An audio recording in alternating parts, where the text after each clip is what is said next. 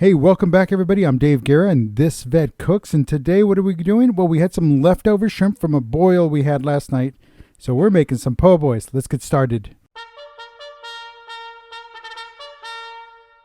All right, so po' boys, shrimp po' boys. That's right. We had some leftover shrimp, and we have veggies, and we have the bread. We're making a po' boy. It's just that simple. That's all it is. So let's go ahead and get started. What we're going to do first is cut up the veggies, the insides, lettuce, tomato, onions. So again, when we're cutting up the onions, we don't need a lot. It's just for one. So here I'm just slicing up just a couple of thin slices from the onion. And again, not a lot. And as I break them up here, I see that there is at least one piece that, two pieces that need a little trimming down. So I do that. All right, now just put those aside, move on to the next item. Okay, there we go. All right, next, tomatoes. And nice little red tomato. Unfortunately, it's not from our garden. It's our garden, I don't know, it's really weird. But either way, I mean, look, you see I cut open this tomato. Nice, juicy red. It looks great. All right, all again, 2 slices. So I put the cap back on the tomatoes, and now get that out of the way. And the lettuce.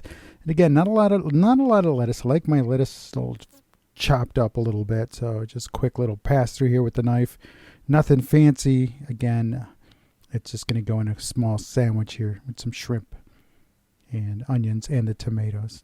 All right, but before we throw the shrimp on here, we want to heat it back up. Like I said, this is a leftover shrimp from a seafood boil. And there are all the veggies, so we're good to go there. And I'm just going to heat the shrimp back up in a oil and garlic, in some hot oil and garlic, and kind of give it a little fry there. But kind of try to add a little more flavor to the shrimp with the garlic.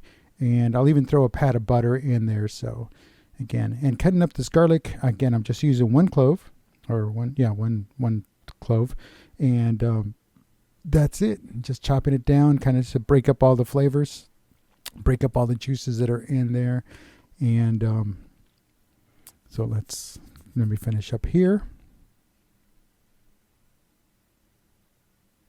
Yep, there we go. That should do it. And we'll go ahead and load this up here, and let's take it over to the frying pan, which already has the oil heated up. Now, there it is. It's in there. Now, I'm not using olive oil, fresh out of olive oil, so just a little canola, just enough to cover the bottom.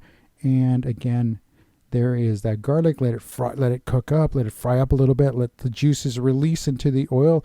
And it's a lot of great. I mean, by this point, you should start smelling the garlic, the oil heating up. But again, be careful with that temperature. You don't want the oil. There we go. It popped. I don't know if you saw that.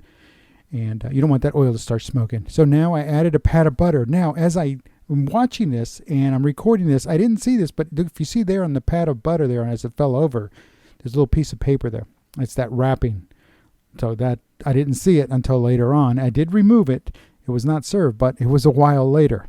So we have this pat. It's melting down, and you'll start see how that separates from that. Now, at this point, I was preparing the shrimp to drop in here. So it's I was not really paying attention to the paper. Yeah, even after I stirred it up a little bit, and we should see the shrimp here in just a second. Not a lot of shrimp. I think I had like 12 pieces, 12 shrimps in there, and 12 shrimp. And you see I stir things around, let it get all its flavor, get it a little worked up in there. I should have covered this. Now, again, it's up to you. You can cover it. You can do whatever you need to do. There it is. Add a little salt and pepper, or a little pepper in this case. And we'll let it cook up a little bit and do a little stir. Get that butter and that oil and that garlic all mixed up. And you'll start to see the shrimp. Now, again, you got to be careful because there it is. I found it. Okay, you got to be careful with the shrimp here because it will get a little rubbery, but it was already cooked, or technically it was kind of like steamed. But there you go. Okay, got that out of the way.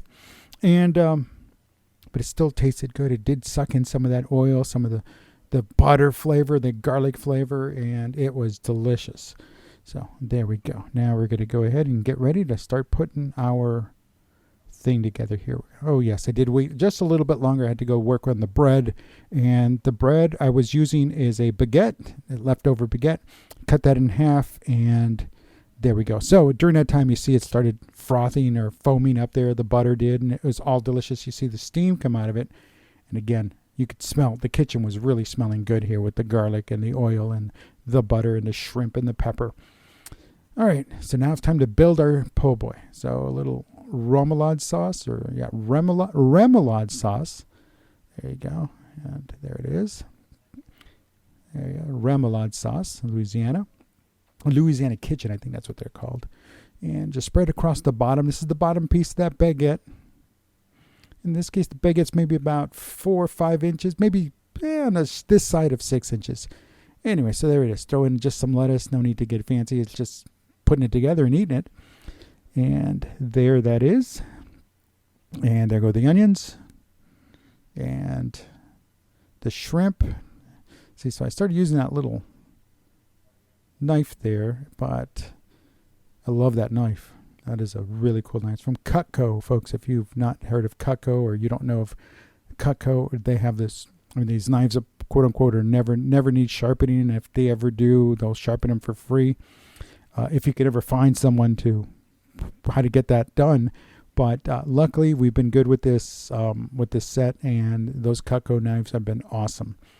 And there we go. So yeah, I quit messing with trying to take them out of there, and they were cooled down enough I could take them out. Now, because this bread was so small and so narrow, oh yeah, can't forget the Tabasco sauce, little Tabasco sauce across the top of on top of everything else, little kick to it. But because this was so wide, watch what happens as I start topping. Boom, there we go, stuff falls out. So you got to be careful. So go ahead and put everything back together. Give it a quick little smash down, and that should hold it in place. I mean, that's kind of why they serve them with a toothpick over the top, kind of keep everything in place. There it is. You see I'll smash it down a little bit. Now that really locked it in. And folks, this was delicious. I mean, there it is. There it is, the po' boy. And I'm Dave Guerra, and this vet cooks.